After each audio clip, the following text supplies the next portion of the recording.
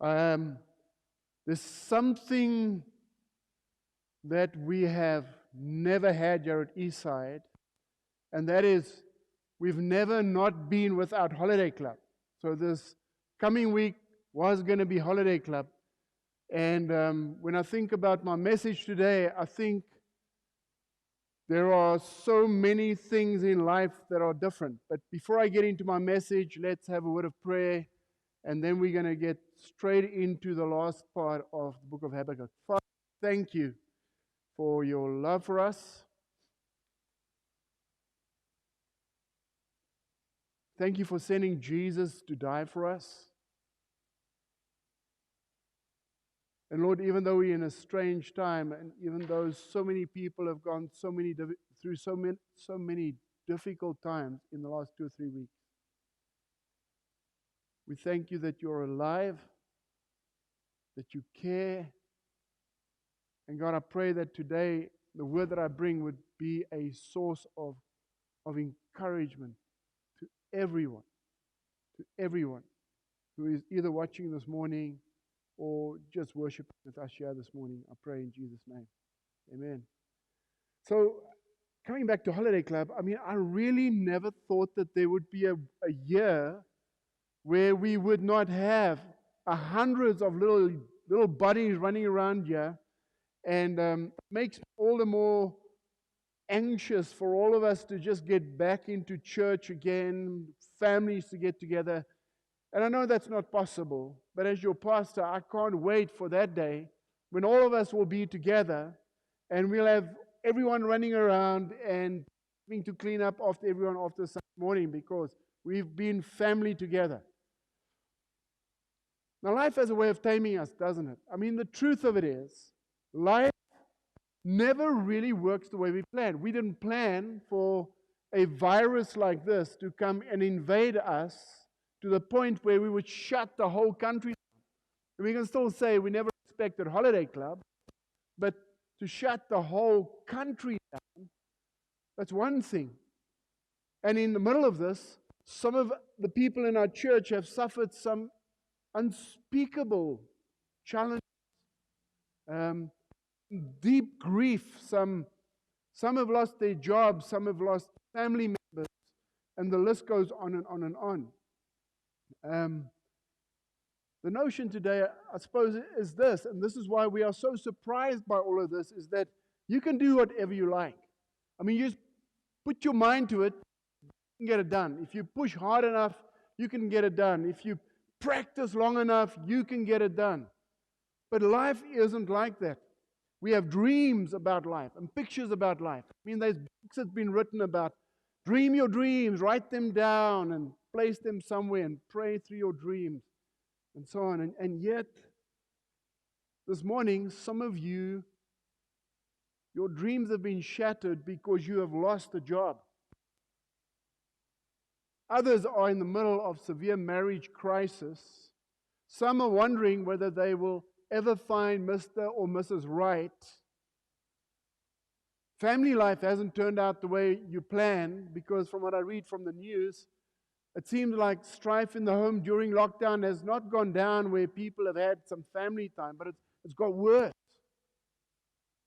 Some of you have got that job that you always dreamt about, but it's not what you thought. And now you wonder, after years and years of study, how, and years of trying to get to that level, somehow reaching this level it's not what you thought it would be. And then traumatic things happen. It's like you hear the band playing, the music playing in the background. All of a sudden, life comes suddenly upon you. In an instant, your life takes a different direction because of some traumatic event that has happened, and you have questions. You have questions. Now, amongst the questions, you have a choice. First of all, you can be cynical. You can decide, well, life sucks, and just suck it up and try and make the best of it. Or you can become passive and overwhelmed and just receive it and just hope it'll get better sometime. Or what you can do is you can do whatever you can just to get out of the pain. And over the years in the ministry, I've had people do all kinds of things just to get out of the pain. They've resigned their jobs. They said, God has told me He's going to get me another job. They resigned their jobs without having another job. They married in desperation. They got married to someone. Now they're stuck with that person. And the list goes on and on and on. Some people in their desperation has even done some illegal stuff because they want stuff. They've had dreams. They want to live up to those dreams. But those dreams don't seem to have come about, and now they find them in pain. But there's another road that you can take. But this road is counterintuitive. It doesn't come naturally. If you walk down that road, everything seems illogical. It's like driving a car at night with all of the lights off, and you've just got to go by feeling. In the middle of the pain that you are going through, though, if you walk down this road, it will shape a new reality. And that is what I want to talk about today. I mean, over the last 2 Sundays, we spoke about this prophet called Habakkuk. And he walked the same road. He had questions about life. Initially, they were just quiet questions. They were questions, God, why don't you just do something? We'll go into that a little bit later on. And then he started speaking about the unfairness of life. And God, surely you're not going to do that kind of thing. But as the story unfolds of Habakkuk and his life, as you read it in this prophecy, you would notice that things actually get worse. The further on you go in the book, the worse it gets for Habakkuk. And what is really refreshing about the book of Habakkuk is that he asks honest questions. He's raw about life and about the way that life rolls for him, and he interacts with God on a deeply personal basis, and he is just completely honest with God. So the first week we spoke about his honesty. We said, and the title of that message was Questions. And I said to you at the end of that message, if you have questions, ask God. I mean, don't hold back. Ask God. God does not get offended by your questions. Last week we spoke about what do you do when you are in the middle of pain, and I spoke about 3 things. You want to know what those 3 things are? Maybe you can go back on the message, but just quickly, he stopped in his watchtower, and he just paused life. He stopped life, and he said, God, I'm going to stand here and wait until you say something. When God spoke, he wrote it down. And then last week I said to you, be very careful who you listen to in the times of your pain. But we've done that now. Today I want to give you hope. I don't want to leave you in a low place, in a place where it almost seems like it's all faith, nothing else. And I want to speak today about the mystery of how God comes to us when we are in the middle of our pain. If we are willing to take that illogical road, that road that makes no sense. I want to challenge you to take a walk with me, like I've taken a walk through the book of Habakkuk, to zoom in on the prophet himself. Somewhere in the middle of this journey that the prophet was on, something changes radically for Habakkuk. In the middle of his pain, the future starts looking different to what he thought. And then there is another shift that takes place. And all of a sudden, he has hope. He has an understanding that God is right there in the middle of his pain. So let's go through his life stages. I call them these little stages of pain that he goes through. First stage that I find in the life of Habakkuk is that he's a little bit arrogant. I mean, let me read it to you. Chapter 1, verse 1, the prophecy that Habakkuk the prophet received. How long, Lord, must I call for help, but you don't listen? Or cry out to you violence, but you don't save? Why do you make me look at injustice? Why do you tolerate wrongdoing? I mean, seriously, Is that the way to talk to God? Um, he must have felt something that was from God, because right at the beginning of this book, he says the prophecy, and we looked at that in the first week, which really can be translated the burden of the Lord, this heavy thing in my heart. But to say to God, how long must I wait? Why do you make me look at injustice? For those who are online, some of you have talked to God in the same way. Maybe you're sitting here in front of me this morning.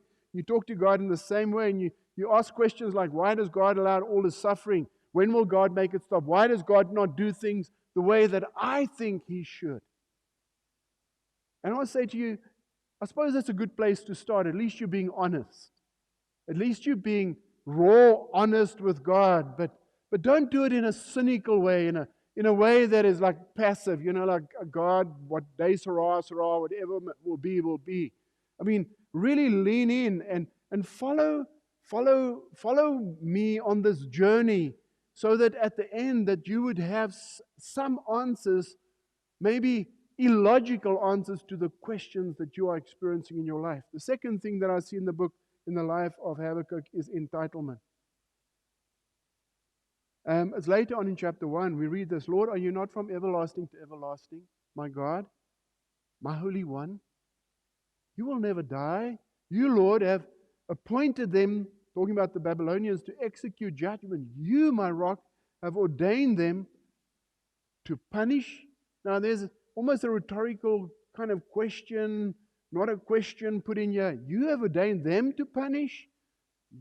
Your eyes are too pure to look on evil. You cannot tolerate wrong. Surely, God, you're not going to make this happen. God, I thought you were on our side.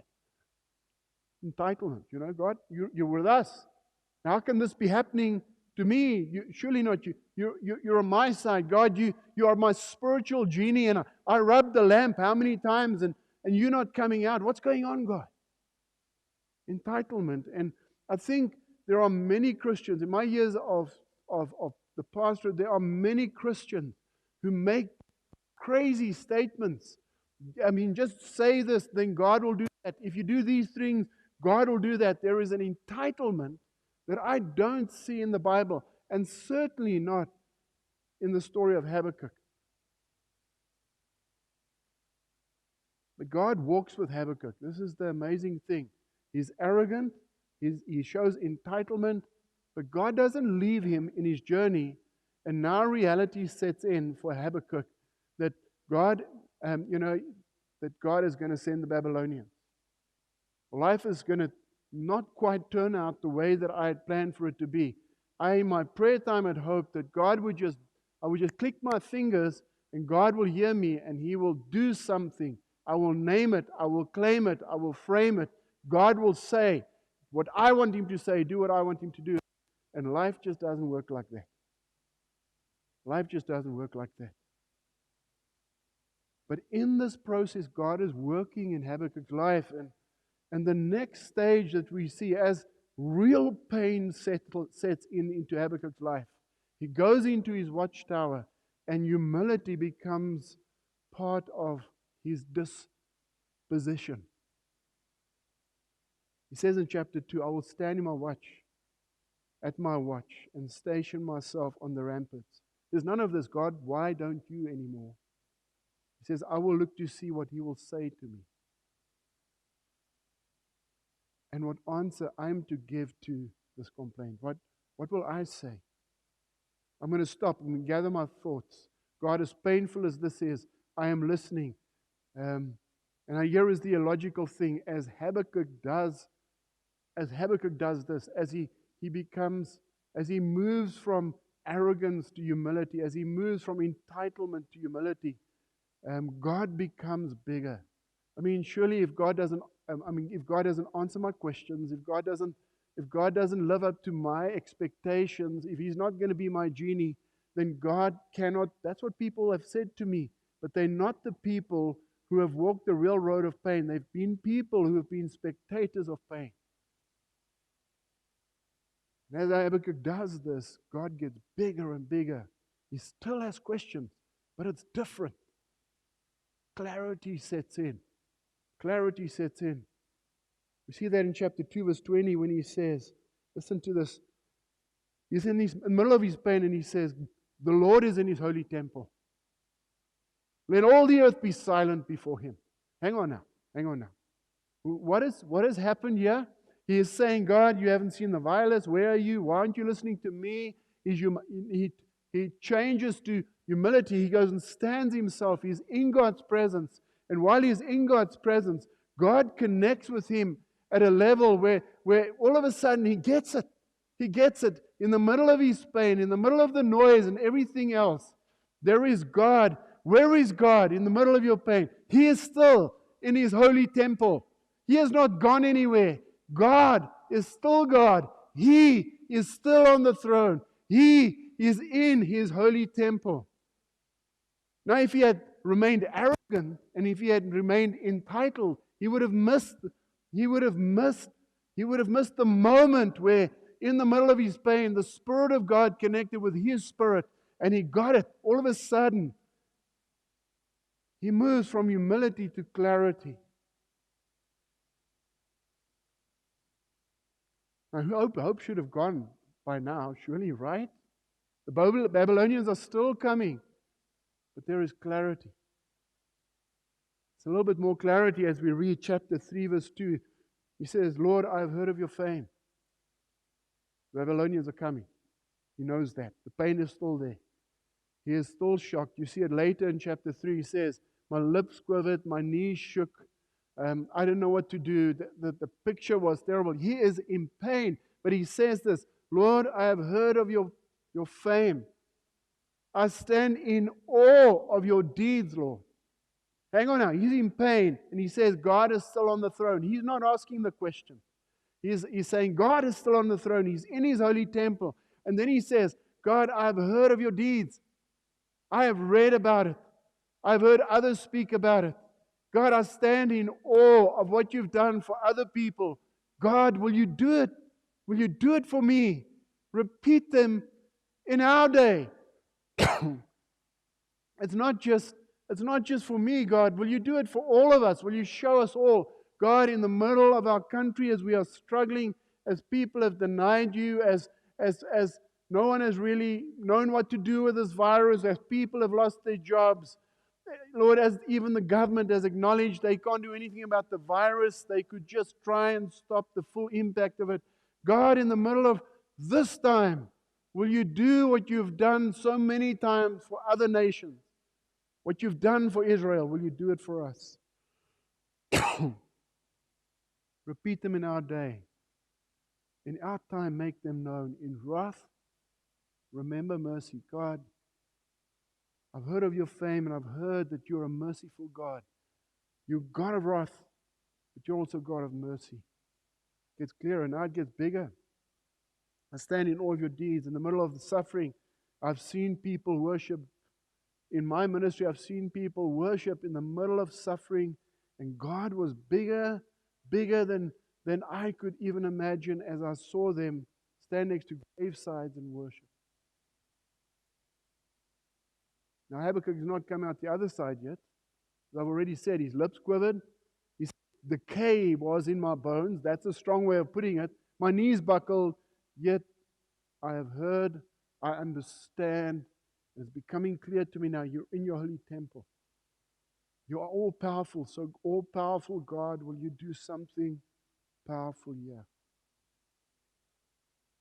Now the climax of this book is in the two next stages of what is revealed about Habakkuk's journey. And if you've missed anything that I've said in the previous 2 weeks or today, the next two are very, very important. He moves from clarity to a point of peace. And to try and explain it to you, I have to explain a little Hebrew word to you. It's in the first verse of chapter 3, verse 1. It says this, the prayer of Habakkuk the prophet. On a Hebrew word that I struggle to pronounce, sigionoth, which is really a musical term. But it's a confusing musical term. I really went to great lengths to try and understand this word. Because on the one hand, the word means, it says to the tune. If I had to translate it, it would mean like sing this song, this prayer, to the tune of Signioth. And on the one side, it really is, it says to a funeral tune, or to a Old English word dirge, which is a sad song. Make it a sad song. When you sing, when you read this prayer, play the music sadly in the background. But then if you go and study the word a little bit further, it also says that the song is a song of unbridled joy. I mean, it is like, it's like without holding back, just to be incredibly joyful. And what Habakkuk illustrates here is in the watchtower, where he is, in that place of meeting God, sometimes something mysterious happens, something illogical happens, and that it is possible to sing a sad song and to experience the joy of the Lord. And now you're going to say to me, Rian, but how is that possible? Hey, I'm just saying what's in the Bible, and I'm telling you what I've experienced in times of deep extremity in my own life, that it's possible to be sad and overwhelmed and feel the pain, that somehow in the middle of that, when you look back eventually, you will say, something happened there in God's presence. That moment, that season, I don't want the pain back, but I would love to have, I'd love to have back what God did for me in that time. Sigirnioth, a dirge and a song of unbridled joy. Now, this is for those who are thinking, I will never get out of the pain that I'm in. See what Habakkuk says in chapter 3. He says this. I think of the word Signioth, and it's in these verses. He says, he gets to a point in that place of silence, that place where he's meeting with God, where he makes the statement. He says, though the fig tree does not bud. Another English translation puts it, though the fig tree does not blossom, little flowers. And there are no grapes on the vines, though the olive crop fails, and the fields produce no food, though there are no sheep in the pen and no cattle in the stall. Friends, that is the whole of the economy of the country gone. There is no figs, there's no vines, there's no crops, there is no field that produce food of any kind. There are no sheep, there are no cattle, there's no meat to eat, there is nothing left. He says this, even if all of those things go wrong, yet I will rejoice in the Lord. I will be joyful in the God of my Savior. Siginioth. I will be sad. I will experience God's pain, but in the middle of that, something mysterious will happen that will help me to be joyful. I know no other way but to put. I struggle to explain this actually, because it's all against logic. When there's pain, we try and get out of it. When we go through deep, difficult times, whether it's economically, health, or something, we think to ourselves, we will never get out of this. We won't get through this at all. But from Habakkuk's point of view, he gets to this point of peace where he knows God has got it. God is big enough. God has got it. It's in his hand. So he says in faith, he gets to a point, and I don't think he stood up there and go and sort of psyched himself and went, you know what, I have so much pain now, I better just have a positive mindset about it, mind over matter stuff. It's not that at all. There is an encounter with the living God. He is in his holy temple. He has heard what God has done in the past. God is still the same. The God of the past, the one who did wonders back then, is in his holy temple. And therefore, he can stand and he can pray. He has peace now. He has clarity. And something illogical happens. And in the middle of that, God changes the sad song into a song of joy. And so he says, in faith I will rejoice, I will be joyful. And it's illogical. It's illogical. And the last point, we can still debate all of that a little bit, but the last point, the last thing that happens in Habakkuk's life is complete confidence. How's this for confidence? The sovereign Lord is my strength. He makes my feet like the deer. He enables me to tread on the heights. How can we experience both a sad song, be in a season of extreme pain, and also be able to have unbridled joy on the other side? The Lord is my strength. He makes my feet like a deer to tread in the heights. And again, it brings the picture back of those mountain goats who are in the Himalayas, who will jump from one rock to the other one like this. And even on the heights, they will do all kinds of things on those rocks. In the roughest terrain, in the most extreme weather, they are there doing their thing. And the picture is exactly that, where it says, God is my strength. He enables me in the roughest terrain to be able to get through this. So how do we apply the whole book of Habakkuk then? Well, I think to put it to you like this, when God visits, logic disappears. Whatever you feel, however you are experiencing reality right now, if you think you will never get through this, when God visits, something mysterious will happen.